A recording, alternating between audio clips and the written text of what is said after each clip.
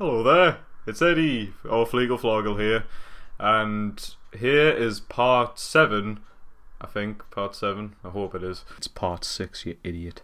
Of my Dodgy life. Woohoo! And straight off the bat, I'm going to have to really apologise for this huge delay. I did say in the other video that it wasn't going to be too long to the next part. And that's because I didn't realise how busy I was going to be with work and the holidays and things like that. And my parents have been off for ages as well.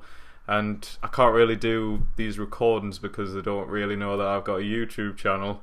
So to them, if they hear us do these vlogs or whatever you call them, it just sound like I'm talking to myself about my dodgy life. You know, all they hear is, "Ooh, I've got a dodgy life. Ooh, yes, I've got a dodgy life."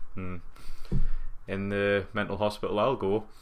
So apologies for that, but I also want to say I hope you've all had a great Christmas and a happy new year. My 2016 for me was complete shit, and I'm hoping that 2017 is going to be better. Yeah. And so here is the long anticipated by so many, I'm sure, of the second part of this scary sort of dodgy part that I was talking about before in the previous part. Part 6 featured a very dodgy person, but this person wasn't that harmful at all. But this other guy who I'm about to talk to was a lot more intimidating and quite scary. And the reason why I made it a lot more scary was this time I was by myself instead of being with a friend. Now, a lot of the premise is the same, apart from it being around a year ago. I was with friends, went to see a film, and they went their own way, and then I was just waiting for the bus. But as I said, I was by myself. And there's about 6 seats at the Newcastle bus station stands, and there was already this person, and just him, and then it was me. So I sat down on a seat, and he changes his mind sitting where he was, and he sits in the seat next to me. So unless he liked the cologne that I was wearing or something, obviously he wants to talk to me. And you know that there's no problem with that. You can talk with people just randomly and strangers. I do it occasionally. It's not a problem, you know. Sometimes you can make friends just by doing that. I've been friendly with a lot of people who I've just randomly talked to, or they've talked to me, and so on and so forth. And this guy didn't immediately stick out as a very dodgy person. He was quite old, and he was a bit smelly, but there's a lot of smelly people in the world, and I would have let that pass by. He was not badly dressed or anything, and he didn't have a dodgy voice, so it was okay.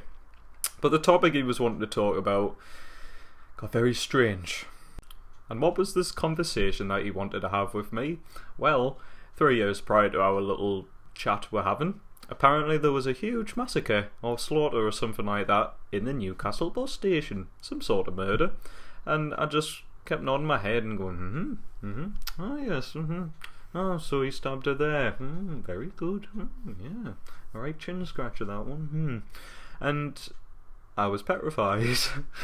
And eventually, thankfully, there were other people getting near the bus stand, and they were sitting down on the seats, and there was this woman there, and I just kept nodding, and I just kind of turned to her and went, and she just shrugged and went, "You screwed me." So you might be thinking, how did you get out of that situation, Eddie? Well, I thought of a really, really good tactic. It's called the be a nice guy, but also get the hell out of there tactic. So how do you deploy this tactic? Well, what you do is you stand up when the automatic doors are open, so people are waiting to get on the bus. And since I was the first one in the queue, and this guy was, you know, quite close in the queue, I just went, after you, madam, yes, after you, dodgy guy who's probably going to kill me, after you, yes, and then bail out.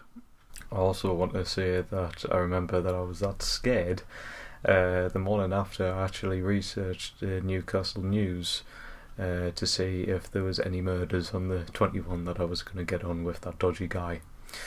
But there wasn't any, luckily.